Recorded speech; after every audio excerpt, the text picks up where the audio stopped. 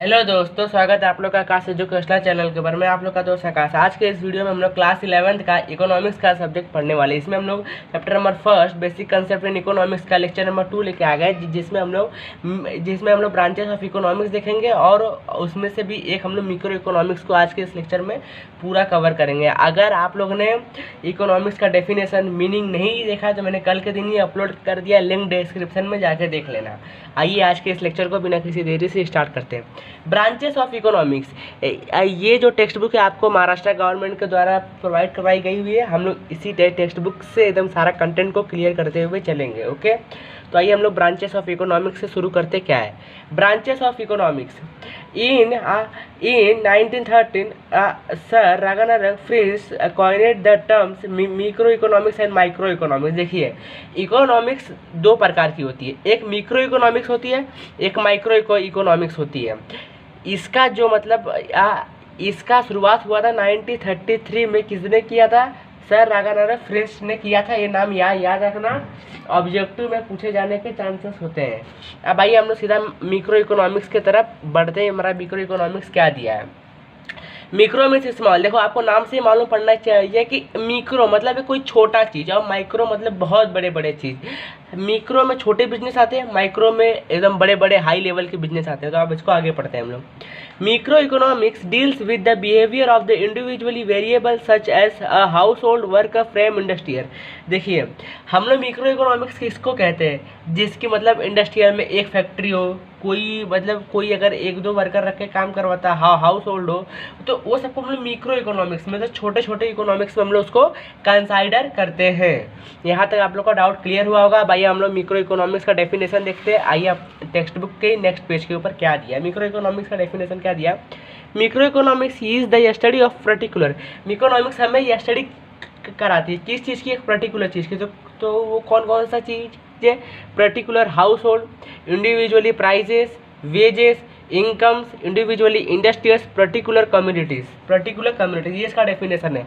देखिए, particular house hold मतलब एक पर्टिकुलर काम करता है। इंडिविजुअली प्राइस, जहाँ पे मतलब किसी भी वस्तु का जो प्राइस हो, जो मतलब एक इक्वलिटी हो। वेजेस, यहाँ पे वेजेस दिया। वेजेस मतलब ये कि आपने किसी से काम करवाया, आपने उसको पैसा दिया। फॉर एग्जांपल, अगर आप अपना घर बनवा रहे हो तो वहाँ पे जिसने काम किया दिन भर, उसको आपने शाम को पेमेंट दे दिया, तो उसको हम लोग वेजेस कहते हैं। इनकम्स जो हमें हुआ। या इंडिविजुअली इंडस्ट्रियल, आप लोग कहीं एकदम इंडस्ट्रियल ही आप देखो कि मतलब ये पूरा एरिया इंडस्ट्रियल में ही कन्वर्टेड है। यहाँ तक समझ में आया होगा। अब आइए हम लोग basic concept of micro economics को पढ़ते हैं। वांट, सबसे पहला इसका क्या है? वांट मतलब क्या? जरूरतें। हाँ, मैं कल के दिन बताया था। वांट मतलब नीड मतलब हमारी जरूरतें हैं। हमें किस चीज़ की ज़रूरत है, हमारे क्या इच्छा है, उसी को हम लोग वांट्स कहते हैं। जिसमें पढ़ लेते हैं।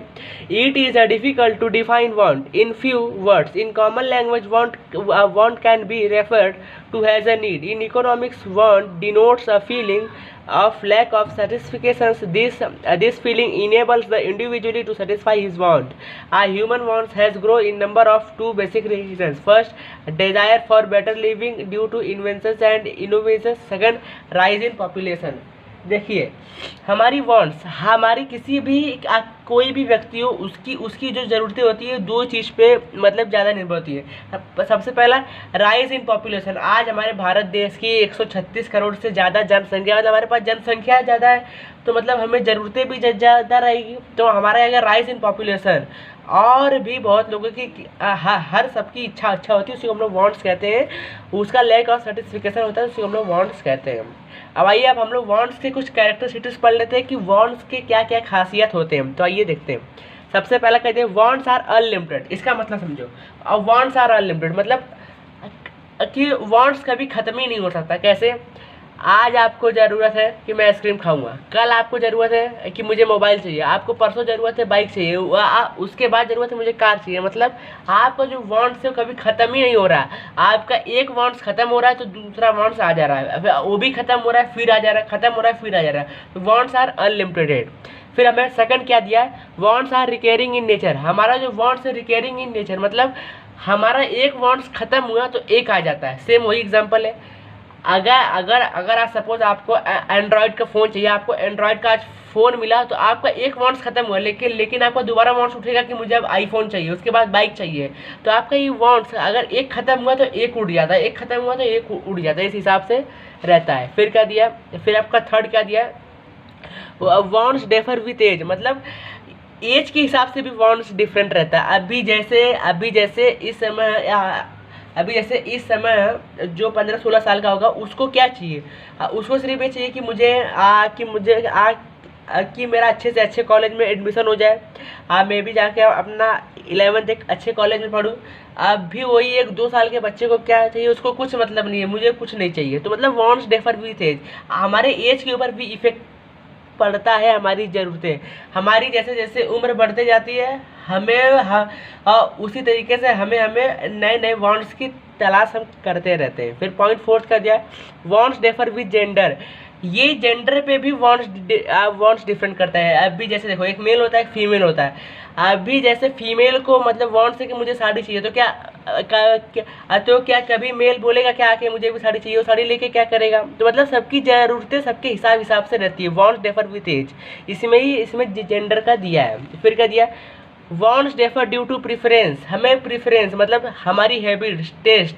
अभी इसमें क्या होता है, फॉर एग्जांपल के लिए, अगर किसी को मीठा चीज़ खाना पसंद है तो मतलब उसकी वो ज़रूरत है कि मुझे मीठा वाला ही चीज़ दो, उसकी मतलब वो टेस्ट है। और किसी की हैबिट्स होती है कि मुझे पबजी गेम खेलना तो मुझे पबजी गेम खेलने दो। तो मतलब ये क्या हमें दर्शाता है, wants differ due to preference हमें ये दर्शाता है।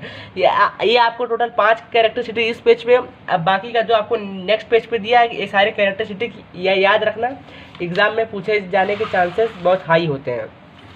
फिर हमें पॉइंट 6 क्या पूछा, वांट्स डिफर विथ सीजन, हमें सीजन्स के हिसाब से भी ज़रूरत पड़ती है। जैसे कि हमारे इंडिया में 3 प्रकार के सीज़न होते हैं, सबसे फर्स्ट समर, सेकंड रेन और थर्ड विंटर। हमें विंटर में जब हम विंटर में जाएंगे तो हमें क्या रहेगा कि हमें गरम गरम खाना मिले, मतलब हमारी उस समय वांट्स है। वही हम समर में जाएंगे, हमें बोलेंगे भाई ठंडा ठंडा चीज़ दो। तो हमारी जो वांट्स है वो according to climate, according to season भी चेंज होती रहती है। ओके। फिर आपको पॉइंट 7 में क्या दिया, wants differ due to culture, wants differ due to culture, हमारे कल्चर के ऊपर भी वांट्स डिफरेंट मतलब होती है। अब जैसे देखो, अब जैसे आज के 2022 के समय में बहुत लोग पैंट शर्ट पहनना पसंद करते हैं, लेकिन लेकिन यही अगर आप तमिलनाडु में जाओगे तो मतलब वहाँ पे सब उतना उसको एकदम लाइटली ले लेते हैं, वहाँ उसको सब प्रिफर नहीं करते। अगर आप साउथ इंडिया की तरफ जाओगे तो वहाँ पे सब आज भी केला के पत्ते के ऊपर खाना खाते हैं। तो वही क्या नॉर्थ इंडिया में खाते हैं। तो मतलब ये सबकी ज़रूरतें सबके कल्चर के हिसाब से अलग अलग डिवाइड हो जाती है। हमने जितना कैरेक्टरिस्टिक्स वांट्स था वो सब देख लिया। भाई ये क्लासिफिकेशन ऑफ वांट्स देखते हैं, क्लासिफिकेशन ऑफ वांट्स क्या है। अगर कैरेक्टरिस्टिक ऑफ वांट्स में कुछ भी डाउट हो तो कमेंट बॉक्स में लिख के पूछ लेना, रिप्लाई 100% मिलेगा। तो क्लासिफिकेशन ऑफ वांट्स हमें क्या दिया है, wants can be classified in the following veg, हमें कुछ वेज में इसको क्लासीफाई करना है। कौन सा? सबसे पहला हमारा क्या दिया, economic and non economic wants. हमें कुछ इकोनॉमिक वांट्स होती है, कुछ नॉन इकोनॉमिक वांट्स। अब इसका मतलब क्या था, अभी जैसे देखो इकोनॉमिक में क्या होता है, इकोनॉमिक में अगर अभी आप घर में बैठे हो तो अभी आपको अगर अचानक ज़रूरत पड़ गया कि मुझे बिस्किट खाना है, अभी मुझे बिस्किट खाना है, मतलब आपकी ज़रूरत है कि मुझे बिस्किट खाना है, तो उसको हम इकोनॉमिक में क्या बोलेंगे, वांट्स। अभी आपका वांट्स क्या है, मुझे बिस्किट खाना है। तो अभी आप दुकान पे जाओगे, अभी आप दुकान वाले से बिस्किट लोगे, उसको आप पेमेंट कर दोगे, तो इसी को हम लोग इकोनॉमिक कहते हैं। किसी भी गुड्स या सर्विस में अगर मॉनिटरिंग ट्रांजैक्शन इन्वॉल्व है तो वो हमारा इकोनॉमिक वांट्स होता है। अब मॉनिटरिंग ट्रांजैक्शन क्या होता है, हमारा मॉनिटरिंग ट्रांजैक्शन होता है कि हम लोग उसको पैसा पे कर रहे हैं, उसको हम लोग पेमेंट कर रहे हैं, चाहे आप किसी भी मेथड से करो, लेकिन आपको पेमेंट आपसे पास है उसके पास जाना चाहिए या तो आना चाहिए, तो उसी को हम लोग मॉनिटरिंग ट्रांजैक्शन कहते हैं। वही सेम कंडीशन जो हमारा नॉन इकोनॉमिक है उसमें हमारा उल्टा हो जाता है। नॉन इकोनॉमिक वांट्स में कोई भी मॉनिटरिंग ट्रांजैक्शन इन्वॉल्व नहीं होती है। अब बोलोगे कैसे, अभी अगर आपको हवा चाहिए, तो क्या अभी आप अपने घर के बाहर निकल जाओगे तो आपको हवा मिलेगा? क्या उसको पैसा देने की ज़रूरत है? आपको धूप चाहिए तो धूप भी मिलेगा, क्या उसको पैसा देने की ज़रूरत है? तो नहीं। उसी को हम लोग नॉन इकोनॉमिक बॉन्ड्स में भी कन्वर्टेशंस कर देते हैं। आपको इसका मतलब समझ में आया होगा। अगर कुछ भी डाउट हो तो कमेंट बॉक्स में पूछ लेना। फिर हमें सेकंड क्या पूछा है, individually bonds and collective bonds. Individually bonds क्या होता है, मतलब नाम से आपको पता होना चाहिए। इंडिविजुअली बॉन्ड्स मतलब किसी एक आदमी की ये ज़रूरतें होगी इंडिविजुअली, और कलेक्टिव बॉन्ड्स मतलब इससे अनेक लोगों की ज़रूरत होगी, मतलब ढेर सारे होंगे। अभी मैं आपको एग्जाम्पल लेता हूँ, अभी आप समझ जाओगे। अभी एक एग्जाम्पल के लिए, अभी मान लो कोई जज है, किसी भी कोर्ट का कोई जज है, तो उसका जो कोर्ट रहेगा, अभी जो जज का जो कोट रहेगा वो सिर्फ वही पहन सकता है, मतलब उसकी वो खुद की ही ज़रूरत पूरा कर सकता है। उसको हम लोग कहते हैं इंडिविजुअली बॉन्ड्स। अभी कलेक्टिव बॉन्ड्स का एग्जांपल अगर मैं आपको दूं तो ट्रेवलिंग बाय ट्रेन। अगर आप ट्रेन से कहीं ट्रेवलिंग कर रहे हो तो क्या आप अकेले करोगे? आपके साथ बहुत लोग जाएंगे और आएंगे भी, तो मतलब उससे बहुत लोगों की बहुत लोगों की जो ज़रूरतें थी उसको मतलब हम लोग सेटिस्फिकेशंस कर दे रहे हैं, तो इसी को हम लोग कलेक्टिव बॉन्ड्स भी कहते हैं। फिर हमें पॉइंट थर्ड क्या दिया है, नेसेसिटीज, कंफर्ट्स एंड लग्जरीज। अभी ये हमें 3 टॉपिक इसमें दिया है, इसमें हमें 3 टॉपिक दे के रखा। सबसे पहला नेसेसिटीज़। नेसेसिटीज़ का मतलब क्या होता है कि हमारी ज़रूरतें कि हमें चाहिए तो चाहिए। तो हमारी सबसे आम ज़रूरत क्या है, तो सबको पता है, रोटी कपड़ा मकान। अगर आप उसको इकोनॉमिक में लेके आओगे तो देखो फूड, फूड हमारी ज़रूरत है, हमें चाहिए, उसके बिना हमारा एक भी मतलब हम एक दिन भी नहीं रह सकते। क्लोथ चाहिए, कपड़ा चाहिए, शेल्टर चाहिए, हमें रहने के लिए घर चाहिए, हमें हेल्थ चाहिए कि अगर हम कभी बाई चांस बीमार हो गए तो हेल्थ चाहिए, और एजुकेशन, जो कि अभी समय आप लोग ले रहे हो तो हमें एजुकेशन भी चाहिए। मतलब ये जो हमारी जो 5 चीज़ें हैं ये हमें किसी भी कीमत पे चाहिए तो चाहिए। इसी को हम लोग नेसेसिटीज़ कहते हैं। अब कंफर्ट्स में क्या कहते हैं, कंफर्ट्स मतलब नाम से समझो, नाम से मतलब आप लोग कंफर्ट नाम में आप देखोगे कि कंफर्ट मतलब एकदम आराम वाला जीवन, मतलब थोड़ा सा आराम सा जीवन। अब जैसे वॉशिंग मशीन, एग्जांपल के लिए आप वॉशिंग मशीन ले लो। अभी आप कपड़ा खुद भी धो सकते हो, लेकिन आप वॉशिंग मशीन में धोगे तो आपको आराम रहेगा, आपके शरीर को आराम रहेगा। तो मतलब उसमें क्या हो गया, आपका एक कम्फर्ट्स में चला गया, आपकी इसको ज़रूरत नहीं थी लेकिन आप फिर भी इसको कम्फर्ट्स में लेके आ गए। अभी हम लोग लग्जरीज का देखते हैं। लग्जरीज मतलब क्या होता है, ये लग्जरीज का मतलब ये होता है कि आप अपने लाइफ को इंजॉयमेंट बना दो। इंजॉयमेंट मतलब क्या, अभी आपको एसी वाली कार चाहिए, आप एसी वाली कार के बिना भी जिंदा रह सकते हो, लेकिन आपकी ज़रूरत है कि मुझे एसी वाली कार चाहिए ही चाहिए, तो वो क्या है, वो मतलब लग्जरीज आइटम में आ गया। अभी आप बोलोगे कि भाई मेरे घर में 56 इंच की टीवी नहीं चाहिए, तो वो किस में आ गया, आपका लग्जरीज आइटम में आ गया। आप 56 इंच की टीवी आप अपने घर में नहीं रखोगे फिर भी आप जिंदा रहोगे, तो मतलब इसमें हमारी लग्जरीज में आ गई। इस चीज़ की हमें कोई ज़रूरत नहीं है, लेकिन हम ये सब चीज़ को अपने शौक के लिए रख रहे हैं, तो हमें इसमें लग्जरीज में आ गया। लेकिन जो नेसेसिटीज है, food, cloth, shelter, health and education, ये हमें चाहिए तो किसी भी कीमत पे हमें चाहिए ही। यही 5 चीज़ें हमारे जीने का सोर्स होता है। फिर हमें क्लासिफिकेशन ऑफ बॉन्ड्स में सेकंड क्या पूछा है, गुड्स एंड सर्विसेज। नाम से समझ लो, गुड्स सर्विस। अभी आप लोग को पता ही है कि हर प्रोडक्ट के ऊपर जीएसटी लग के आता है। कुछ मतलब है कि जिसके ऊपर जीएसटी नहीं लगता, लेकिन 90% तक जीएसटी सब पे लग के आता है। अभी आप किसी से गए, वही सेम एग्जांपल, अगर आप किसी से गए बिस्किट खरीदे तो उसको आपने पैसा दिया, मतलब आपने उससे गुड्स लिया। अभी आपको कहीं आपके घर से आपके कॉलेज तक जाना था, तो आपने रिक्शे से गए, तो आपको रिक्शे वाला क्या दिया, आपको सर्विस दिया। क्या वो आपको रिक्शा देगा, हाँ भाई तू रिक्शा लेके जा, नहीं ना, वो आपको सर्विस दिया कि वो आपके घर से आपके कॉलेज पे ले जाकर ड्रॉप आउट कर दिया। तो यही गुड्स और सर्विस में काउंट होता है, यही सब हमारा सर्विस में काउंट होता है। फिर पॉइंट थर्ड हमें क्या दिया, यूटिलिटी। यूटिलिटी मतलब क्या होता है, हमारा यूटिलिटी का मतलब होता है कि हमारी ऐसी ज़रूरत हो, मतलब हमारा कोई एक ऐसा चीज़ हो कि हमारे सब ज़रूरतों को एक ही में पूरा कर दे, तो यूटिलिटी। अभी जैसे इलेक्ट्रिसिटी, एग्जाम्पल के लिए इलेक्ट्रिसिटी आपके लगभग 90% की ज़रूरत को मतलब वो कंप्लीट कर सकता है। तो इलेक्ट्रिसिटी को हम यूटिलिटी कह सकते हैं। अब कैसे? अब देखिए एग्जांपल के लिए, आप जिस घर में रहते हैं, अगर आपको गर्मी लगेगा, आप फैन चालू करेंगे तो वो किससे चलेगा? इलेक्ट्रिसिटी से। अभी आप जिस मोबाइल पे देख रहे हो, तो अभी आपकी मोबाइल की बैटरी डिस्चार्ज होगी तो उसको आप चार्ज करने जाओगे तो किससे? इलेक्ट्रिसिटी से। आप अपने घर में हो तो आपको लाइटिंग चाहिए, किससे? इलेक्ट्रिसिटी से। मतलब ये सब आपकी ज़रूरतें हैं, तो ये कौन पूरा कर रहा था? इलेक्ट्रिसिटी। तो हमारा यूटिलिटी में यही हमारा यूटिलिटी का डेफिनेशन यही बोलता है, capacity of a commodity to satisfy human wants और want to satisfy power of a commodity is called utility.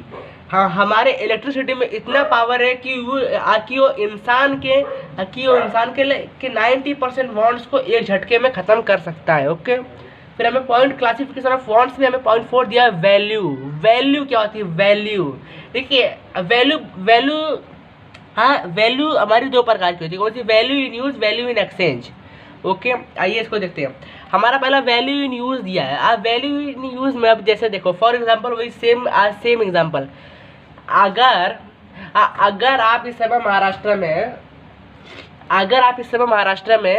अगर आप मतलब यहीं के निवासी थे, आप मतलब यहीं से अपने बचपन से मतलब अभी जैसे अगर कोई मतलब लैंग्वेजेस जो होता है, आज के डेट में हम लोग कई सारे लैंग्वेज बोलते हैं। अभी आप गुजरात में जाओगे गुजराती, महाराष्ट्र में मराठी, तमिलनाडु में तमिल, केरला में भी तमिली बोला जाता है, उत्तर भारतीय में जाओगे तो वहाँ पे आपको भोजपुरी, हिंदी, इस तरीके से अलग अलग भाषाएं अपने अपने हिसाब से मिलता है। तो क्या आपको भाषा सीखने के लिए पैसा देने की ज़रूरत है क्या?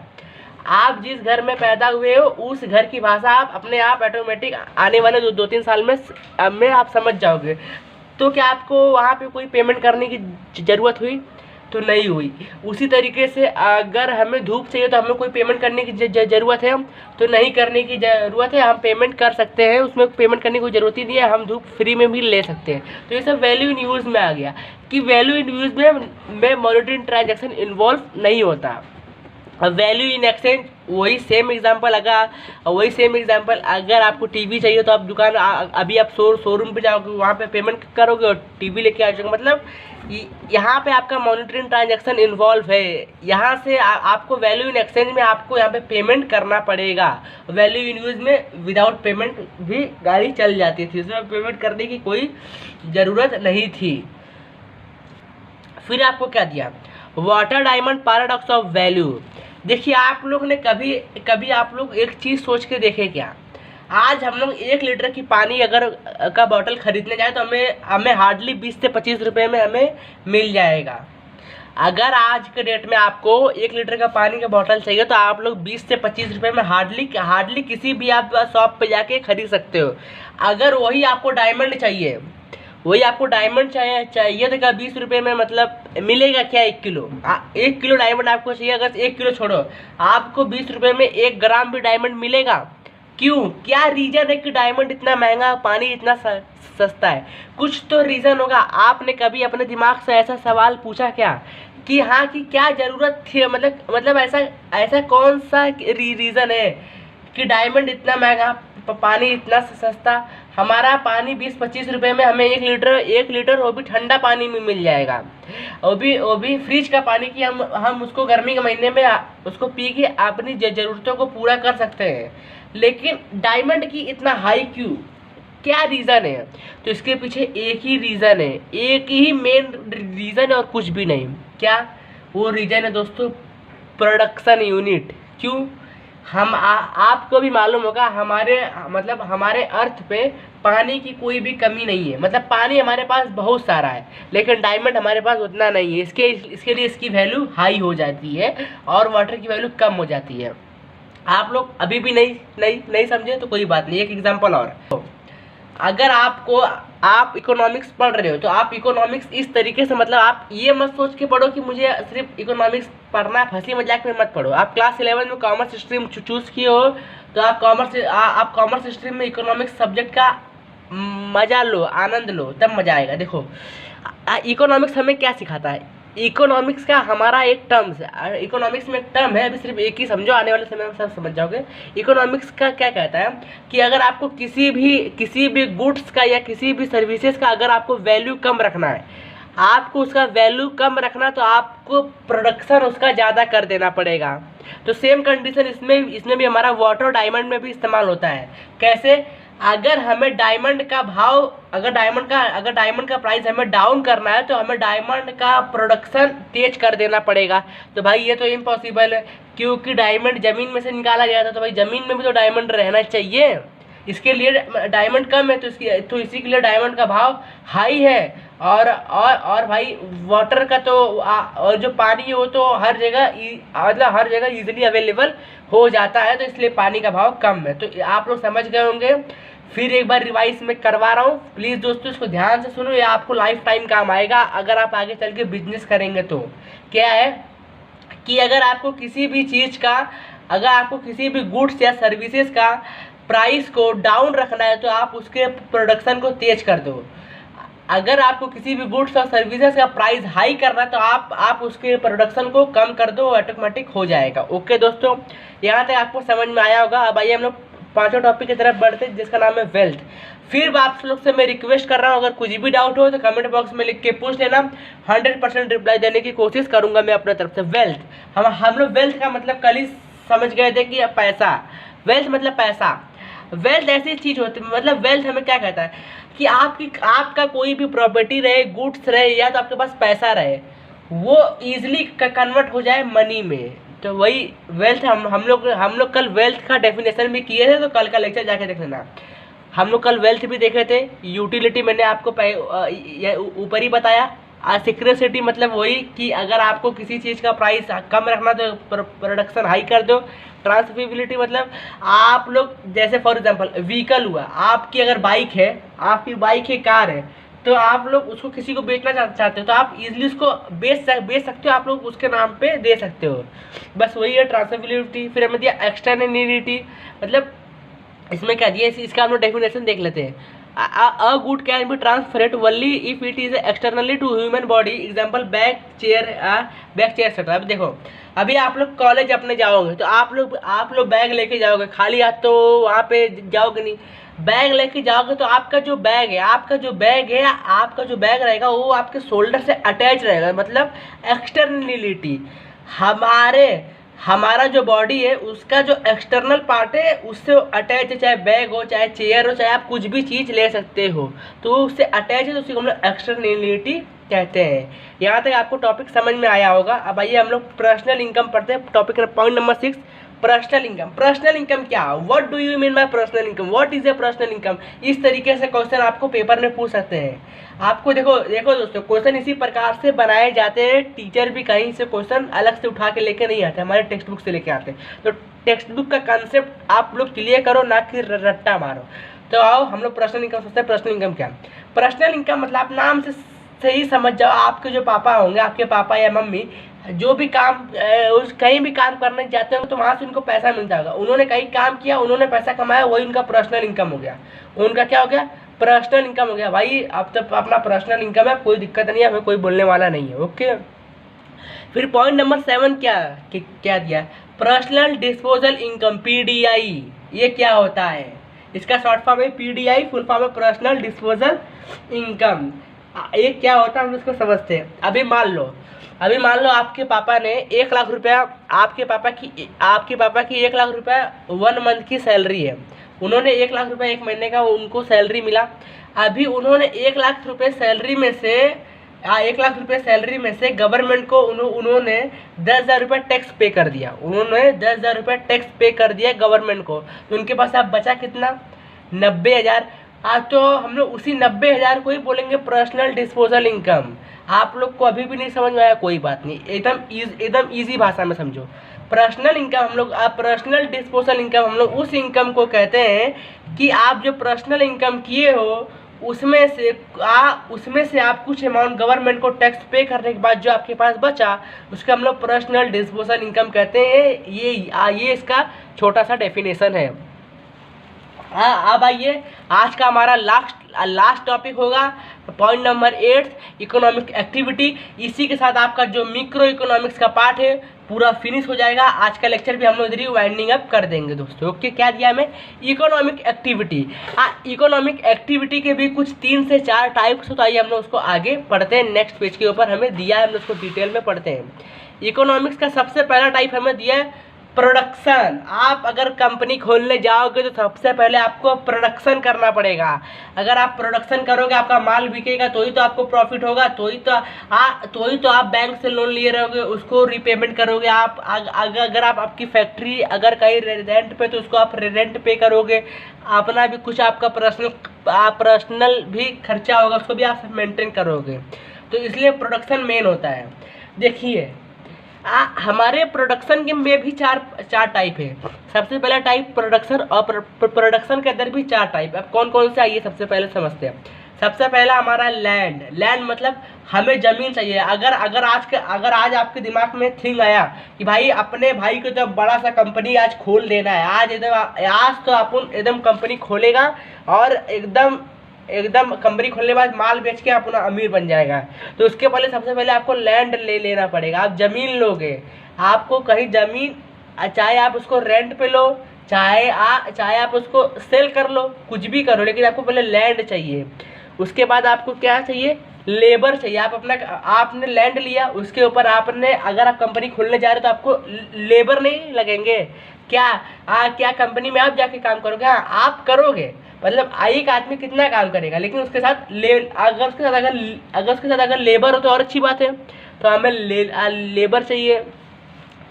लेबर के लिए आप एग्जांपल में ले सकते हो carpenter, engineer, accountant, chartered accountant. आपकी कंपनी का कौन हैंडल करेगा अकाउंट? तो भाई सीए करेगा, चार्टर्ड अकाउंटेंट।